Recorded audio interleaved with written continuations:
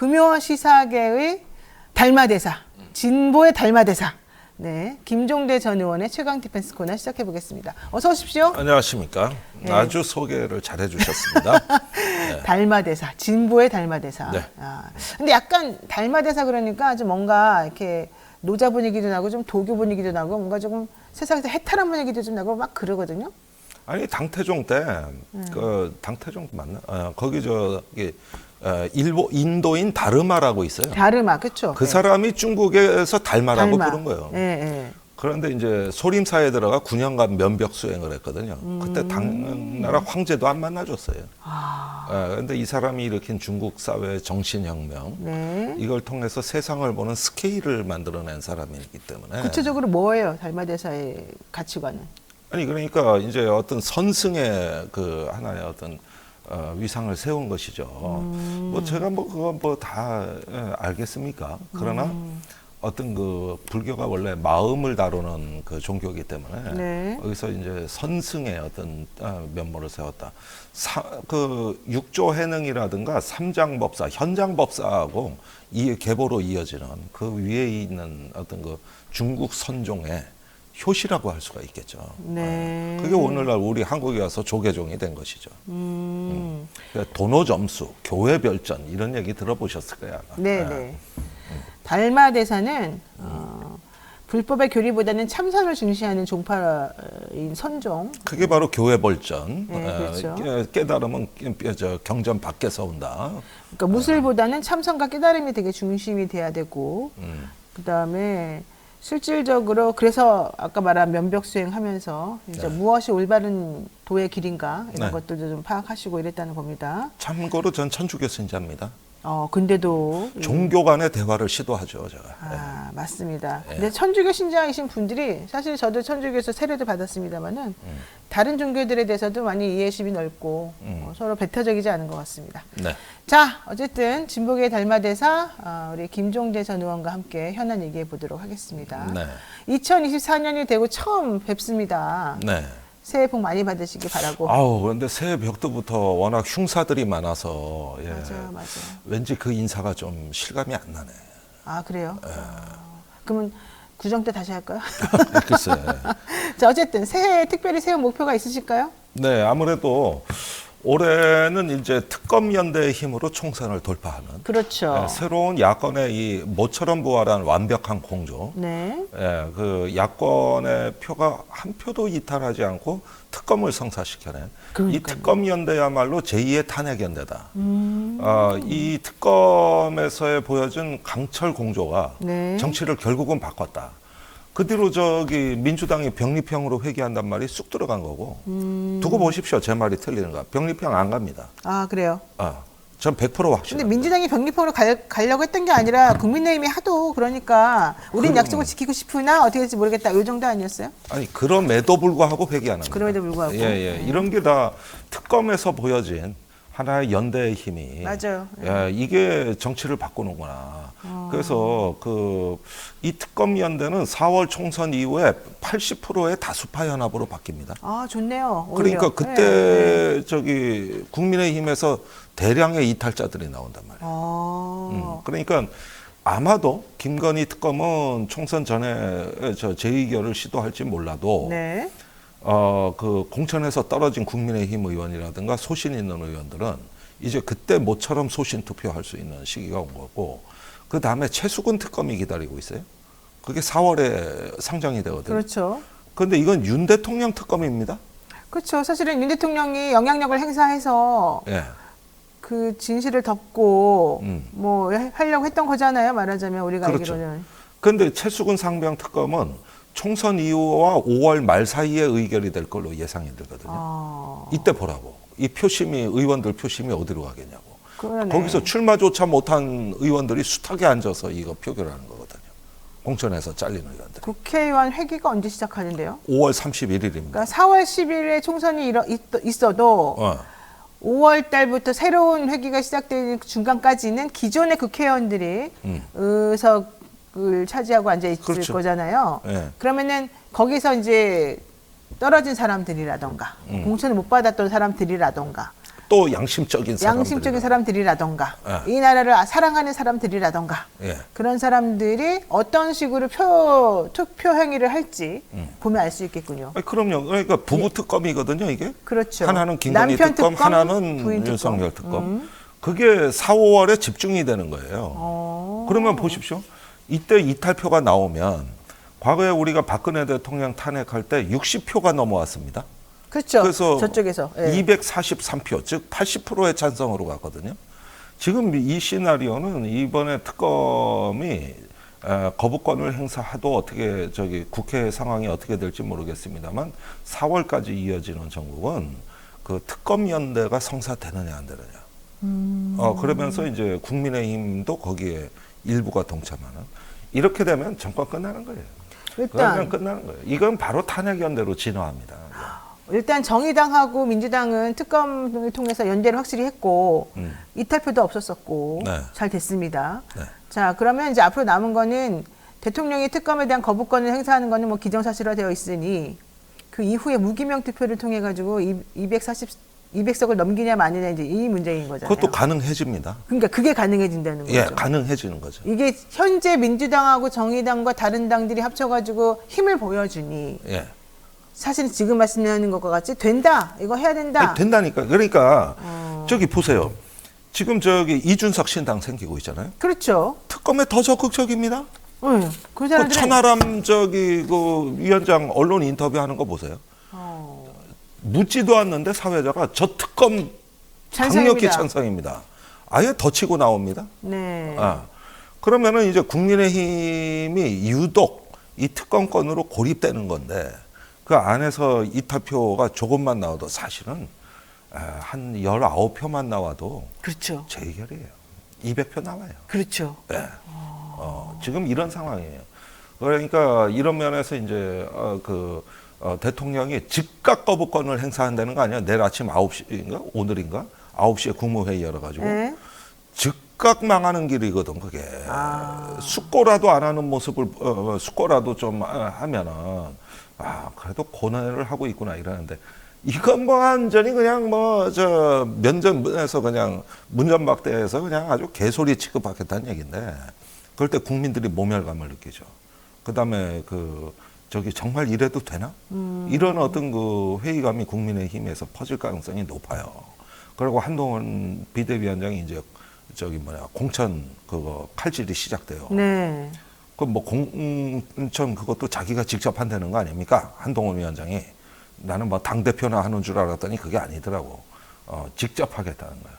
그렇게 되는 순간은 네. 한국 정체가 분수령회가 이제 도달하는 겁니다. 그래서 이제 드디어 박근혜 탄핵 이후에 한 7년 만에 네. 다시 한번 한국의 다수파 연합, 이제 중도 합리적 보수를 개혁 진보가 이끌어가는 네. 이 다수파 연합이 다시 출현하는 거거든요. 그러네요. 이게 마지막으로 깨진 때가 2020년 위성정당 창당 때였어요. 이때 모든 연합이란 연합은 다 깨진 겁니다. 그렇죠. 예. 그게 마지막 깨진 건데 그 이후로 처음 있는 일이에요. 그리고 민주당이 병립형 회기를 안 합니다. 네. 이 시나리오를 보세요. 이러면은 지금 민주당이 총선을 치른다 어쩐다 이렇게 생각하지 마시고 특검 연대가 이 총선을 이끌어간다. 더 거대한 판에서 거대한 힘이 우리를 새로운 어떤 역사의 지평으로 지금 이끌고 있다는 네. 이런 인식을 좀 가져주셔야 되고 그리고 줄줄이 대기다. 저는 민주당이나 정의당이 네. 지금 이런 어떤 상황에서 연초부터 불거진 신원식 국방장관에 대한 해임 건의 내지는 네, 그거 탄핵안 해야 입장을 됩니다. 지금 빨리 내야 된다. 빨리 해야 됩니다. 빨리 내야 돼요. 정말 빨리. 그분은 정말 상식 되기 전부터도 사실은 우리가 다 말을 계속하고 그러면 안 된다고 했지만 되고 나서 보니까 더욱더 문제가 심각한 걸 깨달았어요. 아니 신원식 장관이 과거에 문재인 대통령 목 따라간다. 그러니까 그 참 말도 안 입에 되는- 담기도 힘에 거북스러운 말을 했고. 하면서 붕짜자 했는데 네. 그 일이 지금 실제 일어났잖아요. 그러니까요. 독도에 대해서 영유권 분쟁이 있는 건 사실이다. 이러더니만. 이재명 피습이 그거 아니에요. 그래요. 그렇잖아요. 그 선동한 대로 선동한 가고 거예요? 있잖아 지금. 아니 직접 시키지 않았지. 그지만은 선동하는 데도 가고 있잖아요 지금. 그러니까 신현식 장관이 예전에 네. 그 무슨 연단 전광훈 씨였나 무슨 네, 정광훈 집회였습니다. 그 집회 네. 올라가가지고 연단에서 붕짜다 붕짜 이거 하면서 네, 내가 그때 문재인 했단 대통령 말이에요. 목 따라간다 그랬었었는데 그래서 우리가 정말 이상하다 이 사람 큰일 날 사람이다 이랬는데 결국 그게 당시 야당 대표나 뭐 여당 대표다 어쨌든 본인들하고 맞지 않는 대표에 대한 거였다면 이번에 이재명 대표에 대해서 목을 그게 겨눠서 테러 하는데 선동이지 그래. 아니 그때 뭐 그거다. 저기 그리고 저기 뭐냐 이번에 그 주범 김모라는 주범이 그 태극기 네, 집회도 네. 자주 갔다는데. 그러니까 그 집회에 되게 많이 참석했었대요. 그리고 네.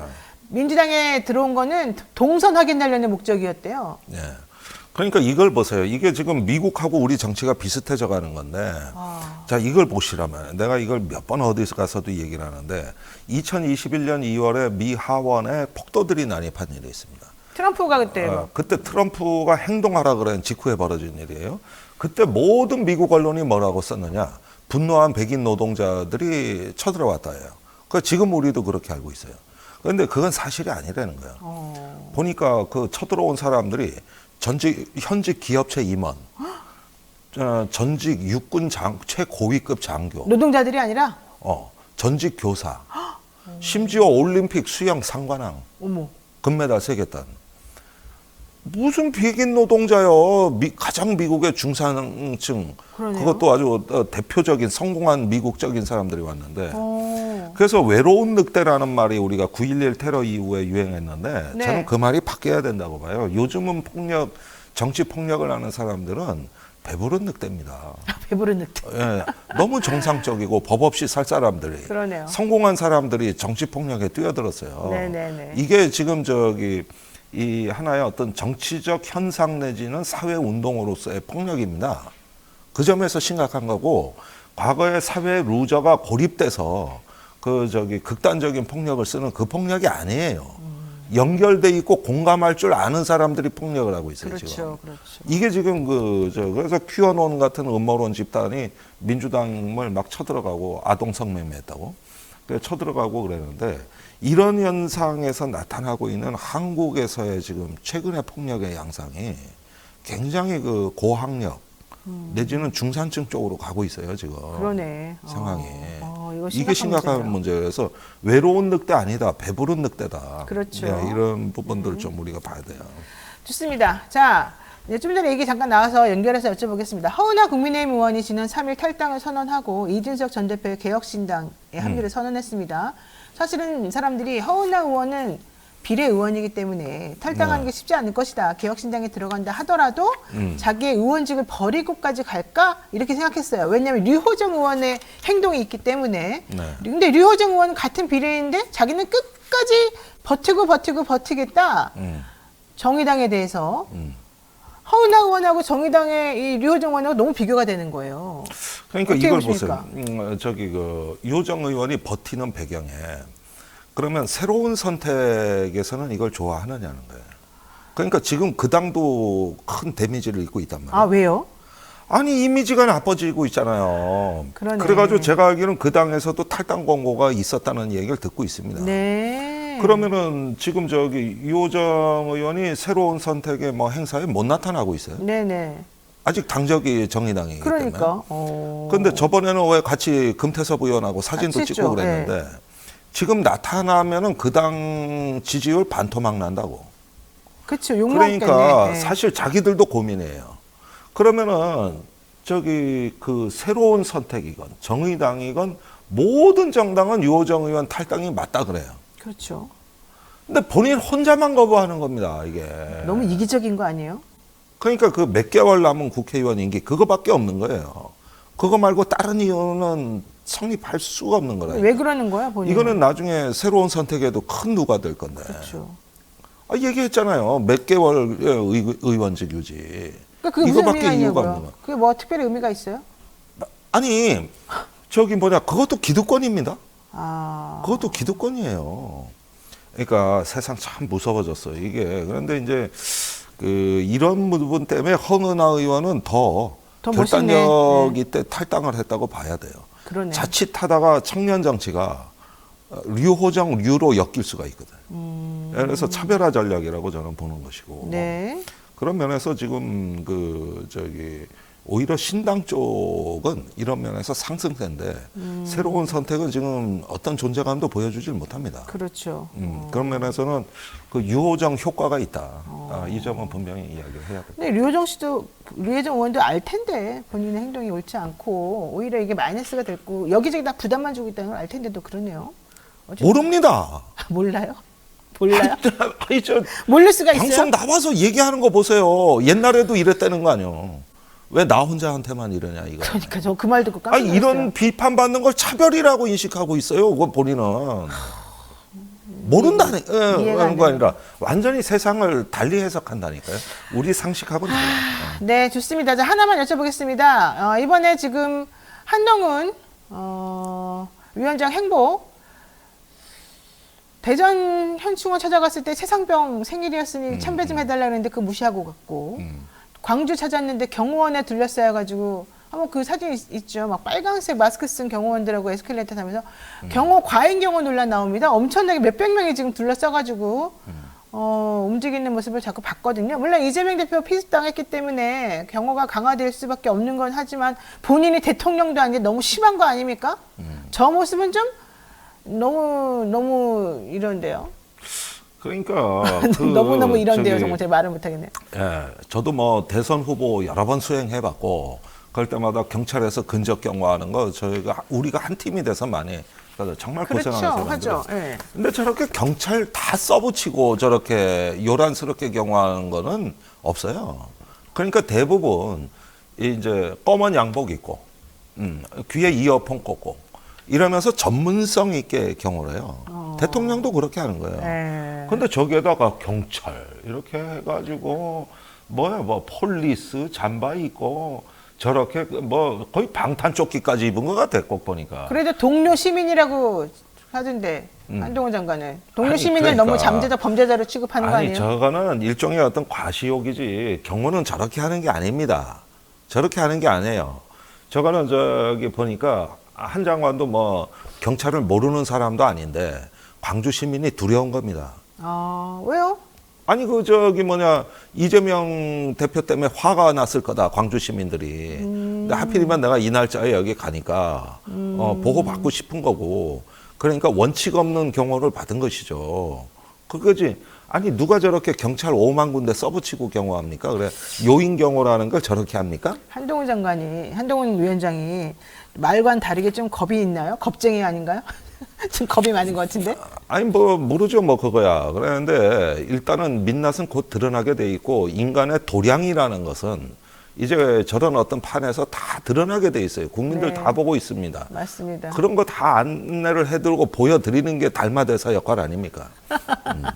알겠습니다. 자, 마지막으로 이재명 대표의 피습 사건, 이 살인 미수 사건 간단히 한번 여쭤보겠습니다.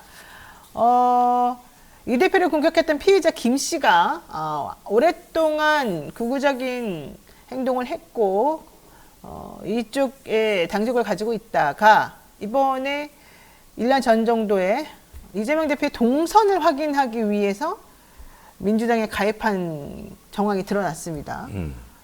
그러니까 뭐예요 이게 도대체가?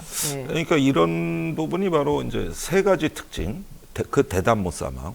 두 번째 장기간에 걸친 의도성, 계획성. 네. 대부분 이런 살인 기도범도 검거되면 살인 의도는 없었다고 말하는데 있었다고 뻔뻔하게 이러는 거. 네.